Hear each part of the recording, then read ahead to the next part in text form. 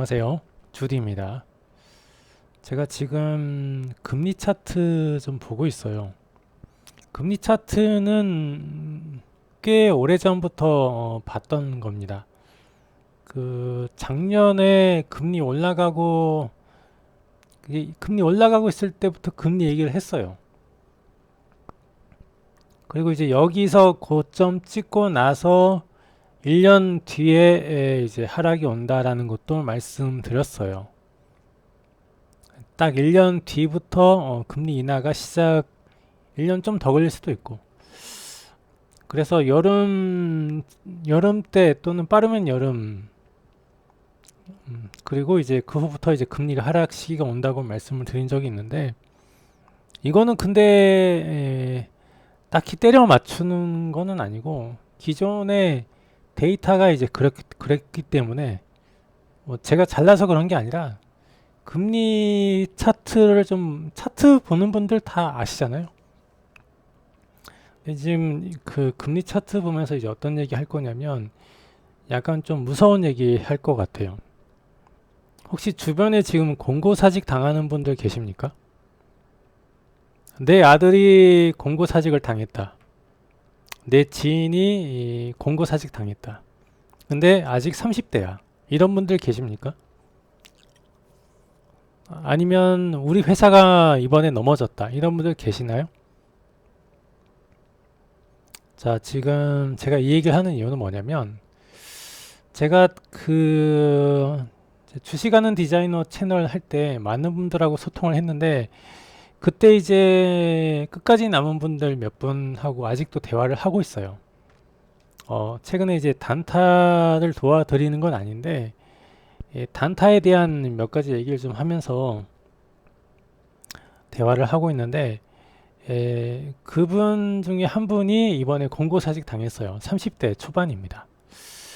근데 이제 그분 말고 다른 분을 통해서 또 30대 개발자분이 공고사직 당한 걸 알게 되었고, 최근에 공고사직이 많다는 걸 알게 되었어요. 심지어 30대. IMF 때 말이에요. IMF 때 주로 50대, 60대가 명예퇴직을 당했죠.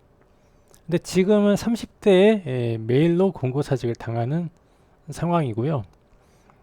오늘 이거 제 개인사긴 한데 저희 형님 회사가 법정 관리에 들어갔습니다. 제 형님이 중역이어가지고 아직 이제 회사를 퇴직한 건 아니고 월급을 못 받았나 봐요. 네, 그런 상태고 회사 중역이니까 이제 끝까지 이제 회사를 살려보려고 노력을 하고 계시고 회사에 대한 애착이 있어요. 왜냐하면 그럴 만한 게 이제 저희 형님 같은 경우는 이제 건설 쪽에 주로 이제 계셨고 딱 한 번에 이직만 하셨어요. 한 번 회사를 들어가면은 회사를 이직을 하지 않는 그런 분이십니다. 그래서 지금 현재 있는 회사에서도 굉장히 오랜 시간 재직을 하셨고 이전 회사에서도 오랜 시간 재직을 했어요. 그 대기업이었죠. 그리고 이제 지금 기업은 중소건설 회사인데 법정 관리에 들어갔습니다. 자, 이제 어떤 얘기 하고 싶냐면 지금 공고사직 나오는 현재 상황이 여기에요. 이런 상태입니다. 지금 금리 인하 이제 시작한 상황이에요. 근데 대부분의 경제 위기가 언제 오는지 아세요? 대부분의 그 많은 경제 위기는 금리 인하의 끝자락에 옵니다. 거의 대다수의 경제 폭망 시나리오의 거의 끝자락에는 금리를 가장 마지막까지 내릴 때 와요. 그리고 그 과정 속에서 경제가 나락을 가요. 자, 이거 맥스 찍고요. 자, 이때 상황을 좀 보자면은 이때 미국에서 이 모기지론 대출 때문에 금리 상승기에 엄청난 주택담보대출이 이루어졌어요. 2006년, 7년까지 계속 이게 이루어집니다. 자, 그리고 나서 이제 금리 인하가 오면서부터 나라가 꺾이기 시작하면서 이때부터 수많은 사람들이 비명을 지르고 결국에는 경제 위기가 언제 오냐면은 이때 왔어요. 2008년도 9월 달에 경제 위기가 옵니다. 그리고 나서 거의 금리 끝자락에, 그러니까 거의 금리가 거의 0%까지 내려가는 상황. 그때 경제 위기가 온 거예요, 완전히. 어떤 얘기하고 싶냐면, 자, 보면, 비록 이제 코로나이긴 했지만, 날아가는 상황은 거의 금리 끝자락이라고 보시면 돼요. 금리 인하의 끝자락. 금리의 상승기에 분위기가 굉장히 좋아요. 금리 상승기. 근데 금리 상승기의 분위기가 좋을 수밖에 없는 게 계속 분위기를 띄웁니다. 누가? 금융 세력들이 계속 분위기 띄워요. 자, 그러고 난 다음에 어디서 주로 이제 떠넘기는 일이 벌어지냐면 이렇게 고점으로 가고 있는 상황에서 다 떠넘겨요. 엄청난 무지막지한 대출을 내게 합니다. 그리고 나서 금리 인하 시에 그걸 다 뒤집어 쓰는 거예요. 지금 이때 이제 고점에 주택을 매수하게 만들고 그 다음에는 나락 보내는 그런 패턴이 전 세계적으로 계속 반복돼 왔어요. 그렇기 때문에 제가 이제 생각하는 건 뭐냐면 2022년 이때부터 오르기 시작한 이 금리 인상으로 인해서 주택가격 폭등이 이제 있었고, 물론 이제 이때였지만은 결국에는 고점 매수가 이루어지고, 그리고 결국 금리 최고점일 때 가장 비싼 금리로 대출을 받게 됩니다. 그리고 꼭대기에 물리게 돼요. 근데 이제 금리 인하가 오게 되면 이제 어떤 일이 발생하냐면 이제 이 집을 비싸게 샀단 말이에요. 그것도 최고의 금리로. 이자 부담이 센데 집의 가치는 내려갈 겁니다. 근데 이제 아직 이제 시작인 거예요. 이제 우리는 아마 제 생각에 체감하기로는 내년부터 이걸 체감하시게 될 겁니다. 내년부터. 그리고 이제 왜냐면 이 금리 인하가 말이에요. 단숨에 쭉 내려가는 게 아니잖아요. 거의 1년 넘게 지속이 될 거예요. 야금야금 이렇게 내려갈 건데, 그 상황이 이제 보시면은 여기도 보면 이렇게 올라가는 과정이 있어요. 올라가서 여기 지금 2004년부터 해가지고 여기죠, 여기인데 여기서부터 이렇게 올라가는 과정이 있어요. 내려갈 때까지 몇 년이 걸렸을까요? 네, 무려 거의 한 3년 가까이 걸렸어요. 여긴 더 빨리 올라갔고, 그 이제 여기는 그 뭐냐면 여기서 이제 내려가는데 2007년부터 내려가서 거의 9년이 돼서 끝이 나요. 2009년이 돼서 끝이 나고 2008년도에 거의 나락 상황이 되는 겁니다. 이때. 이게 뭘 의미하냐면 이게 날아가는 그 과정 속에서 경제 위기가 오게 돼요. 그러니까 제 생각에는 윤석열 정부 거의 내년 말쯤 되면은 아주 난리가 난다. 그리고 윤석열 정부 거의 끝자락, 그러니까 집권 말기, 바로 이 상황이 거의 카오스 상태가 될 거라는 생각을 하게 됩니다. 근데 지금 미국이 참 대단한 게 뭐냐면은 해리스가 대통령이 되었다면 미국도 이 상황을 벗어날 수가 없어요. 그러니까 이게 금리 인하가 오는 시기가 가장 위험한 시기예요. 거의 끝자락 가게 되면. 근데 부동산으로 큰 돈을 번 그분이 집권했습니다. 미국을. 그러면 이제 미국은 이 금리 인하 시기에 자기들이 떠안아야 될 그 수많은 문제점들을 남한테 반사시킬 거란 말이에요. 근데 미국의 적들은 어차피 그거 받아주지 않을 거니까 만만한 국가들이 있는데, 그게 누구냐면 한국, 일본 뭐 이런 국가예요. 만만하잖아요. 얘기하면 잘 들어주고, 야 니들 미국에 공장 지어, 그러니까 가서 지어줍니다. 야 우리 관세 매길 거야, 잽싸게 들어가서 지어줘요. 호구입니다, 호구. 그러니까 우리는 미국한테 호구예요. 그래서 그 트럼프는 그걸 너무 잘 알고 있어요. 우리에게는 정권 교체가 되어도 이거를 어떻게 할 방법이 없어요. 지금 트럼프는 분명 이 상황을 알고 있습니다. 그 사람 나이가 몇 살인가요? 80대 가까이 되잖아요. 80대인가? 그렇다는 거는 이분은 이 금리 상황을 다 알고 있다는 얘기예요. 경제 상황에 대해서는 빠삭하게 알고 있다는 겁니다. 골프 치면서도 경제에 대해서는 누구보다 잘 알 수 있는 사람이에요. 자기 주변에 있는 사람들도 다 그런 부동산, 변호사, 회계사, 각종 금리 이런 차트를 보는 사람들이고, 그러니까 부자가 된 거고요. 이 금리 인하는 우리나라는 이제 어디까지 갈 것 같냐면 거의 제로 금리까지 갈 거라고 봐요. 우리가. 그러면서 경기 침체가 오게 될 겁니다. 제 생각은 좀 그래요. 그게 오지 않는다면 더 위험하기 때문에 그래요. 우리가 이제 일본을 쫓아가는 상황인데 그렇게 될 것 같고, 그러면 이제 국내 주식시장은 어떨까요? 국내 주식시장. 국내 주식시장은 일단은 상승은 할 거지만은 미국처럼 화려한 상승은 없습니다. 이제 제 생각에 아마 트럼프 정부 시절에 지금 현재 미국 주가 차트를 좀 보게 되면은, 미국 주가 차트 좀 볼게요. 나스닥만 볼게요. 자, 나스닥을 보게 되면은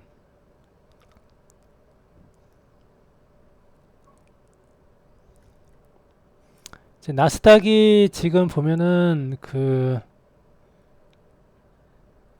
자, 보시면은 계속 올라가는데, 이때가 거의 2020년 3월 이때부터 아주 난리가 나가지고 날라갔는데, 근데 여기서 날라갔는데 너무 올랐잖아요. 거의 지금 역사적 고점이에요. 지금 나스닥은 역사적 고점인데, 이거 조정이 불가피하지만 제 생각에 트럼프 정부 때, 그러니까 만약에 해리스가 대통령이 되었다면 이거였는데, 요거거든요. 근데 트럼프가 되었기 때문에 바로 날아가진 않아요. 거의 천천히 거의 횡보 살짝 상승, 횡보 상승 이런 느낌으로 상승장은 이제 거의 끝나가는 그런 느낌인데, 만약에 해리스가 되었다면 전 나락이었다고 봐요. 지금 우리는 뭐냐면 얘네가 기침만 해도 우리는 나락가거든요. 그래서 얘네가 지금 이렇게 올라가고 있는 상황에서 우리는 어떤 상황이냐면은, 자, 코스피 한번 볼게요. 자, 코스피 큰 그림 봤을 때 얘는 이렇게 날아갔는데 우리는 이거잖아요. 지금 지난번에 한번 큰 폭락이 있었고 반등해서 올라간 게 아니라 마저 내려가는 요 그림, 마저 내려갑니다. 마저 이렇게 올라가서 이렇게 내려가는 그림이에요. 지금 그러니까 그림이 뭐냐면은, 이 산이 이렇게 해서 이렇게 반등해서 올라갈 그림으로는 보이지 않고, 산 하나가 이렇게 해서 마저 이렇게 내려가는 그 산이 올 것 같아요. 제 생각에는 침체입니다. 제가 외국 생활 하다가 한국 와보니까 우리나라가 IT 후진국이 되어 있던 걸 알았어요. 인터넷이 빠르다고 인터넷 선진국이 아니에요. 그냥 빠른 겁니다. 인터넷은. 그건 인프라고, 소프트 강국이 되어야 되는데 AI 쪽도 지금 뒤쳐져 있고 로봇은 완전히 뒤쳐져 있어요. 자율주행 기술 이런 것도 뒤쳐져 있고, 위성 모뎀 이쪽 분야는 아예 시작도 못하고 있어요. 일론 머스크만이 지금 거의 주도를 하고 있고, 미국입니다. 미국만 지금 주도를 하고 있고, 전 세계 그 어디도 미국만큼 지금 IT가 발전된 곳이 없죠. 단순하게 컴퓨터 한 대를 사게 되면 그 안에 컴퓨터 안에 들어가는 그 부품과 제조사만 봐도 우리나라 건 거의 없어요. 예를 들자면 완제품 컴퓨터 보세요. 그 안에 그래픽 카드 있고 CPU 들어가고 메인보드 있고 메모리 있고, 그런데 거기 안에 대한민국에서 제조하는 게 메모리 쪽 빼고는 거의 없다는 겁니다. 대만이 많죠? 또는 미국이나. 컴퓨터, 휴대폰도 마찬가지예요. 지금 삼성 갤럭시 쪽에 들어가는 그 휴대폰 CPU는 퀄컴입니다. 삼성에서 만드는 것도 국내 거는 들어갔는데 외국 거는 안 들어가요. 예, 그런 상태고, 우리가 지금 상당히 이쪽 그 4차 산업에서 좀 후발주자인 상태인데, 열심히 쫓아가야 됨에도 불구하고 지금 그런 상황이 못 되는 국면에 있고, 금리는 이제 앞으로 내려가는데, 금리 거의 끝자락 가면 경제 위기 상황이 오거든요. 그래서 제 생각에는 이제 어떤 느낌이냐면, 잠깐 이제 그 요거 좀 비교 좀 할게요. 나스닥 차트 좀 보겠습니다. 다시 나스닥을 봐야 돼요. 나스닥 차트 좀 보면서, 자, 여기랑 좀 비슷하게 좀 볼게요. 한 10년치 좀 보겠습니다. 10년 잠깐만요. 맥스 잡고 여기서부터 좀 볼게요. 2007년 금리 꼭대기 찍은 저 때부터 좀 보겠습니다. 여기도 월봉으로 좀 보겠습니다. 이게 월봉인데, 이제 월봉으로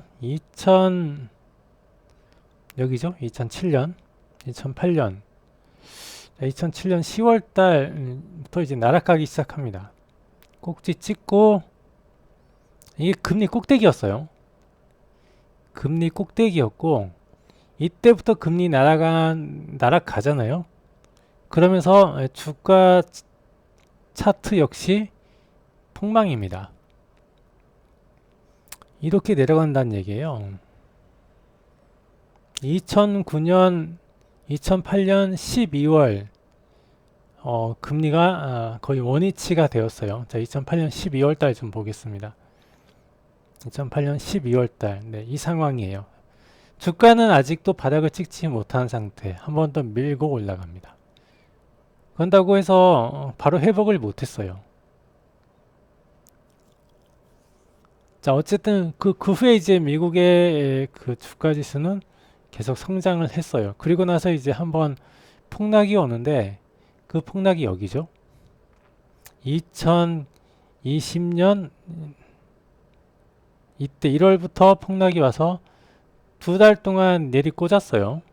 네, 내려왔고, 이 상황 다시 이제 금리를 보게 되면 이 국면입니다. 이 국면. 2020년 1월부터 쭉 빼는 나락 구간, 요 구간입니다. 예, 금리하고 비슷하게 움직이죠. 자, 그래서 요런 상승기가 있었고 요 하락기가 있는데, 요 하락기가 여기라는 얘기예요. 자, 이제 금리 인하가 시작될 테고, 자, 그 나스닥은 역사적 고점입니다. 아마 트럼프가 집권했기 때문에 그렇게 빠르게 폭락은 하지 않겠지만은, 그래도 주가는 내려간다. 특히 금리 거의 마지막 순간에 폭발적 하락이 옵니다. 막판에. 저는 데이터 가지고 보는 거예요. 제가 예측을 잘하는 게 아니라 과거의 데이터를 보고 지금 예측을 하는 거예요. 그러면 이제 우리는 어떤 식의 투자를 해야 할까요? 장투하면 망해요. 이건 확실합니다. 지금 장기 투자하다가는 계좌 녹아버립니다. 특히 있잖아요. 지금 이제 그 트럼프 당선되고 나서 당연히 이제 저거는 나락갔어요. DJT. 요거죠? 요거는 나락입니다. 얘 나락이에요. 일봉 볼게요. 당연히 나락입니다. 반대로 테슬라는 그렇지 않아요. 테슬라는 갭으로 계속 올라가고 있어 지금. 갭으로. 아주 신났어 그냥. 아주 신났죠 뭐. 계속 올라갑니다. 지금 쫓아가도 될까요? 지금 쫓아가면은 계좌 녹습니다. 조정이 와야 돼요.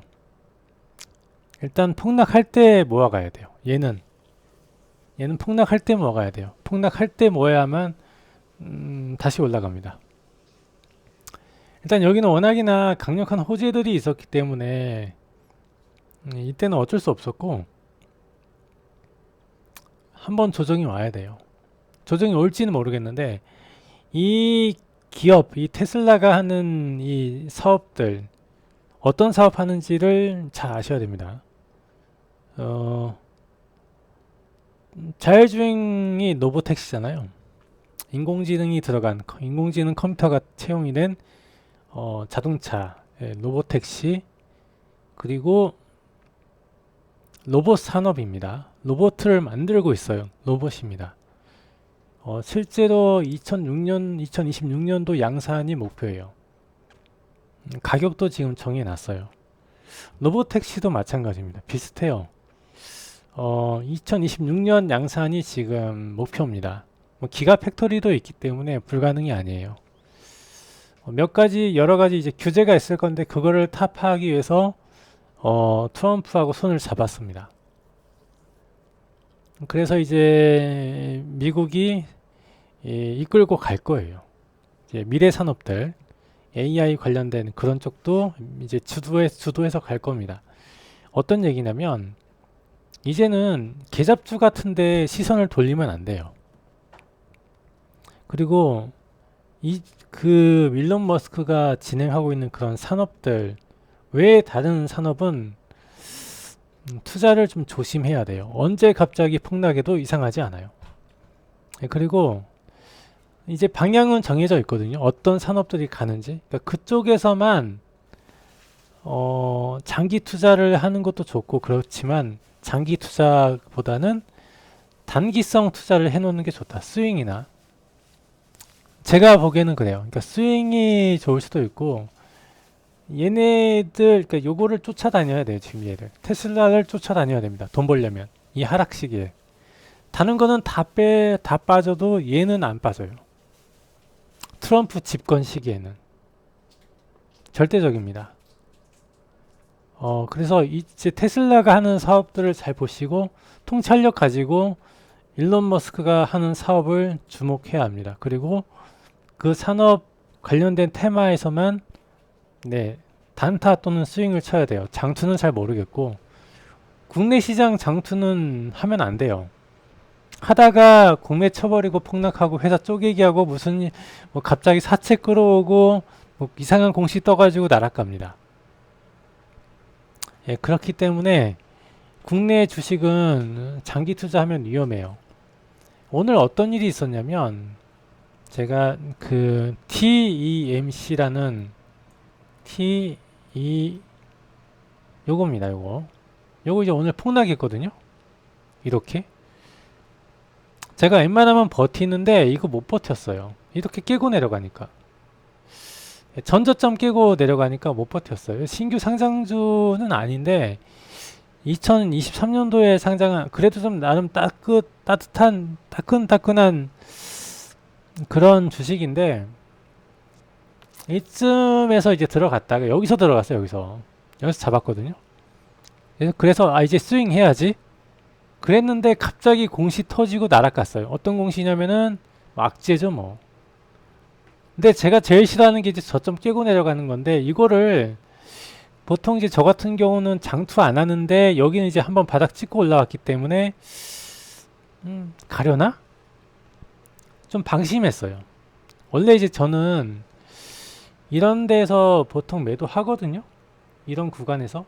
그러니까 이게 지금 요 구간에서 매도했어야 했는데 아예 그냥 어차피 좀 중기로 보려고 진짜 오랜만에 중기 투자다 하고 있었어요. 그래서 쏘면 나갈 생각으로 있었는데 반대로 쏴가지고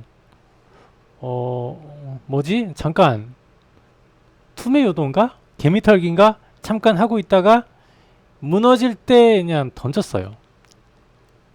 그래서 요때 들어갔다가 요 무너질 때 나왔기 때문에 손실이 제법 큽니다. 여기까지는 들고 가지 못했고 이것까지는 못 들고 가고 여기서 방향 이렇게 무너질 때 아차 이거 뭐지? 저점 깨고 못 잡아요.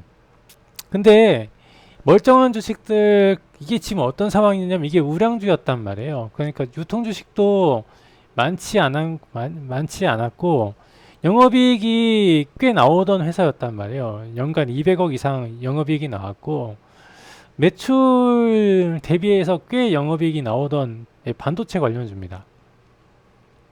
그래서 이제 가스 관련해가지고 어떤 기술을 가지고 있는데 얘가 이제 이렇게 해서 무너졌단 말이에요. 이렇게 해서 이제 이 무너져가지고 그러니까 제가 이제 어떤 얘기냐면 한국 증시는 장투를 하면 안 된다.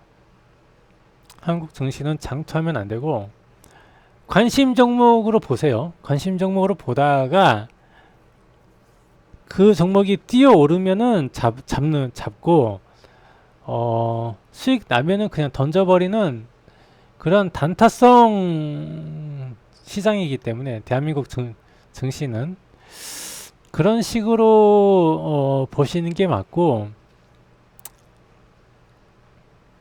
그 지금 보통 이제 이렇게 폭락하게 되면은 이 반등이라는 게 오거든요. 근데 이 직전 저점을 깨고 내려가면 일단 반등 없어요. 무조건 내려가요. 쭉 내려갑니다. 어디까지 내려갈지 몰라요. 네, 그래서 던진 겁니다. 이게 이 저점을 깨고 내려간다는 건 이래서 무서워요. 이 저점을 그러니까 직전 저점 이런 것들 깨고 내려가는 게 타격이 굉장히 커요. 이런 것들 깨고 내려가면은 어디서 멈출지 알 수가 없어요. 여기 지금 여기 깼거든요. 여기 깨고 내려갔기 때문에 도대체 어디에서 멈출지 알 수가 없다. 네, 그래서 버티지 못하고 그냥 나가버렸어요. 오늘은 그래서 이제 손실 좀 여기서 냈고 반대로 또 수익이 난 것도 있죠. 드리고 싶은 말씀은 대한민국 주식시장은 굉장히 특별해요. 제가 봤을 때 나쁜 쪽으로 특별합니다.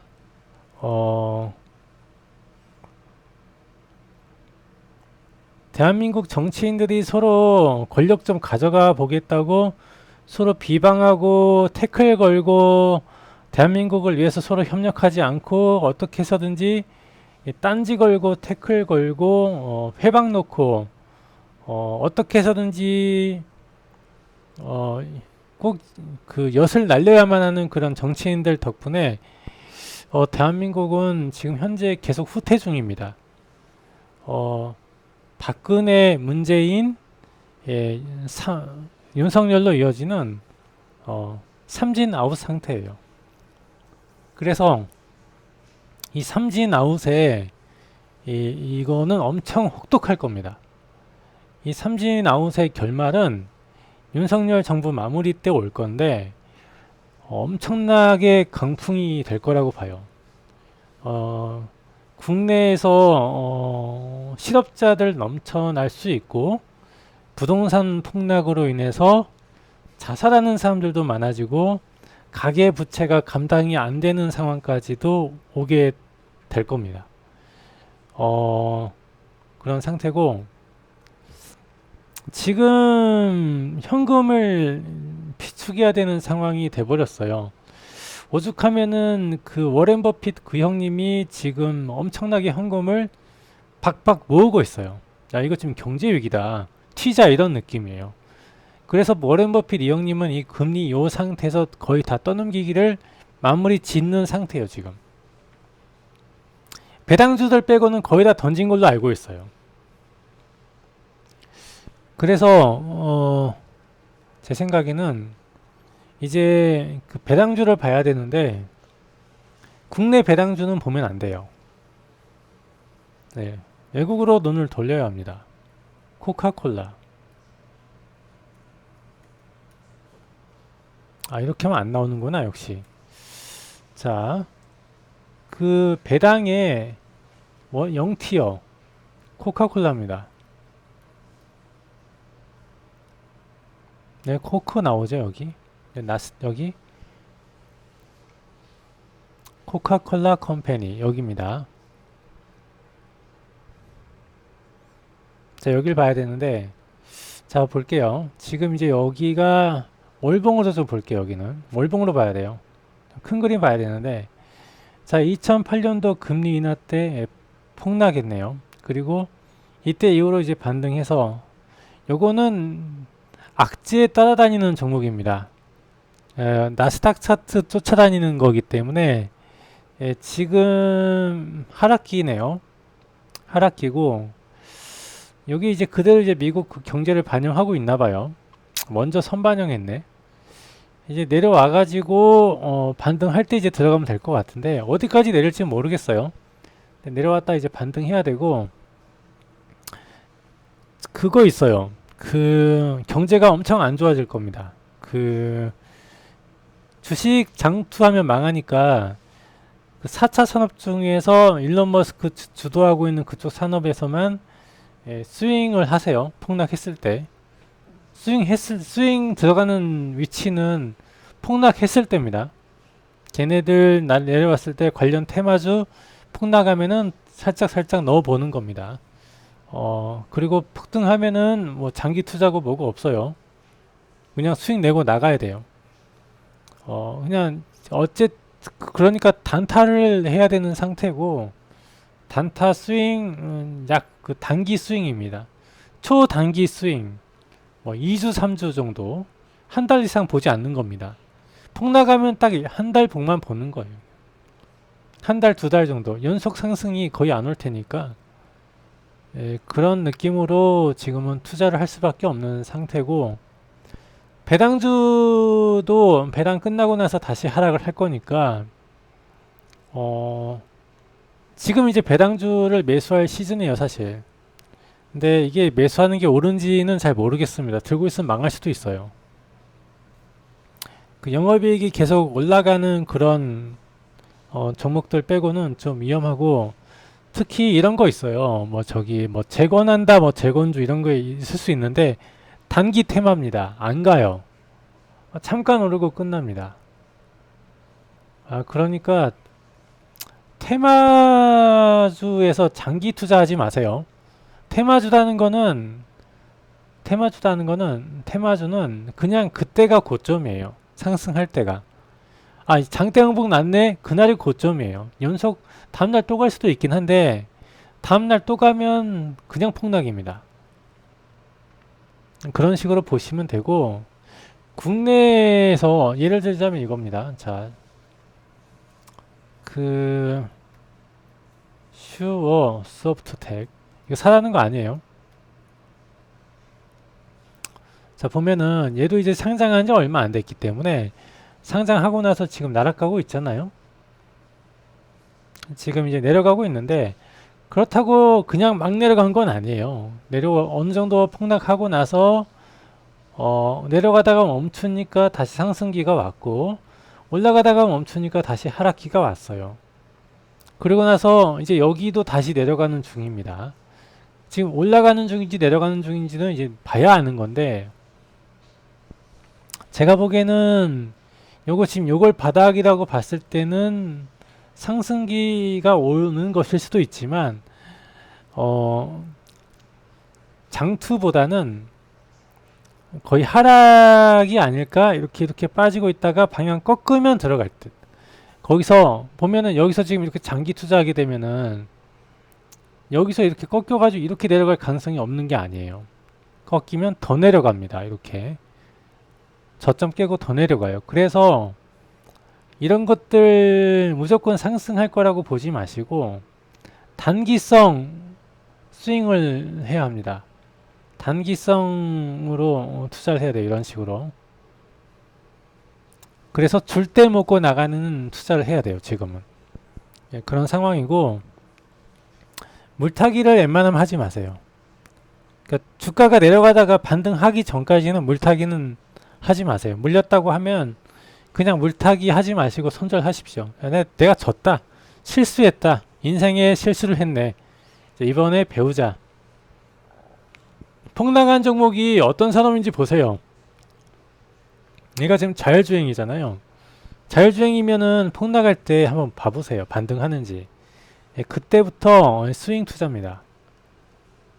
그리고 적당히 오를 때 그냥 나와야 돼요. 적당히 오를 때 손절하고, 지금은 그런 방식의 투자가 아니면은 수익이 날 수가 없는 상태라는 거를 지금 제가 말씀드리는 겁니다. 아니면은 그냥 투자를 접는 게 나을 수도 있어요. 지금은 자산을 보호해야 될 상황이고, 지금 이제 공무원분들 같은 경우는 체감하지 못하고 계실 테지만 일반 기업들은 위험해요. 지금 이제 거의 윤석열 정부 거의 막판 되면은 부도가 나는 회사가 엄청나게 많아질 겁니다. 그때까지는 어떻게 버티겠지. 그러니까 지금 있잖아요. 자금력이 부족한 회사는 먼저 넘어가요. 끝까지 버티는 기업들 있어요. 끝까지 버티는 기업들. 대기업도 넘어갈 수 있어요. 삼성도 이렇게 가면 위험하죠. 대기업 하나가 무너질 수도 있습니다. 그제서야 끝이 올 수도 있어요. 지금 굉장히 위험한 상황이고, 한국 경제에 대해서 아직 딱히 위험하게 진단하지 않는 분들이 많은 것 같은데, 역대급이 옵니다. IMF의 한 두 배, 세 배 정도 급의 그런 강력한 태풍이 지금 대기 중이에요. 제가 보기에는. 왜냐하면 그때는 기업들이 부도냈죠. 이제는 국가가 부도납니다. 왜? 국민들이 부채 더미에 올랐거든요. 기업이 부채가 있는 게 아니라 지금은 국민이 빚쟁이가 됐어요. 국민이 빚쟁이가 되면 어떻게 되는지 아세요? 일본처럼 돼요. 그게 옵니다. 국민이 빚쟁이가 되면요, 국민이 노예가 돼버려요. 어떤 얘기냐면, 노예가 된다는 건 뭐냐면 이제 어떤 금융 세력에 완전 종속이 돼버려요. 은행에 종속돼 가지고 은행 빚 갚느라고 인생이 끝나는 그런 시기가 옵니다. 해외여행 그딴 게 어딨어. 이제 일본 거의 잃어버린 20년 30년 그러죠. 우리가 거기에 지금 갈 수 있어요. 설마 케이팝이 지금 대세고 한국 드라마 잘 나가는데, 일본 애니메하고 일본 노래가 한창 잘 나갈 때 날아갔단 말이에요. 일본 노래가 아시아를 덮고 일본 애니메이션이 전 세계를 석권할 때 일본 경제 날아갔어요. 왜냐면 거기에 국뽕이 빠져가지고. 신토부리 일본계 최고야. 일본 사람에겐 일본계 맞는 거야. 이런 식으로 착각하면서 심각한 국뽕에 빠지면서 나라가 날아갔습니다. 우리가 지금 그거 오고 있어요. 아마 한 2년 정도 걸릴 겁니다. 완전 나락은. 내년쯤 완전히 이제 날아가는 상황이 느껴질 테고, 내년 이제 따뜻해지면 서서히 더 느낄 겁니다. 그리고 이게 그러니까 금년 겨울도 춥겠지만 내년 봄은 더 추울 거예요. 그리고 점점 이 상황이 나빠집니다. 다시 말씀드리지만은 일론 머스크가 진행하고 있는 관련 산업에만 집중하세요. 그 외의 것은 모조리 다 테마형 단기성 상승이기 때문에 내가 그걸 상승한다고 보는 순간 그게 고점이란 얘기예요. 올라가고 있네? 그날의 고점입니다. 더 갈 것 같아서 잡는 순간 괜히 샀다고 후회하게 될 겁니다. 반대로 일론 머스크가 진행하고 있는 사업 중에 그게 2차 전지든 전기차 충전이든 위성 모뎀이든 방산이든 드론이든 간에 폭락해서 고개 들 때 사세요. 잠깐이라도 조금이라도 고개 들면 먼저 잡아야 돼요. 그거 외에는 지금 수익이 날 가능성이 없다. 그걸 말씀드리고 싶었어요. 굉장히 좀 위험한 상태고, 권고 사직이 지금 점점 많아지고 있고, 조금씩 법정 관리가 되고 들어가는 기업들이 이제 시작입니다. 이제 시작이에요. 끝까지 버티는 기업들도 결국에 무너집니다. 예, 그게 다시 온다고 생각을 하고요. 주식으로 지금 장투할 때가 아니다 라는 걸 좀 말씀드리고 마치겠습니다.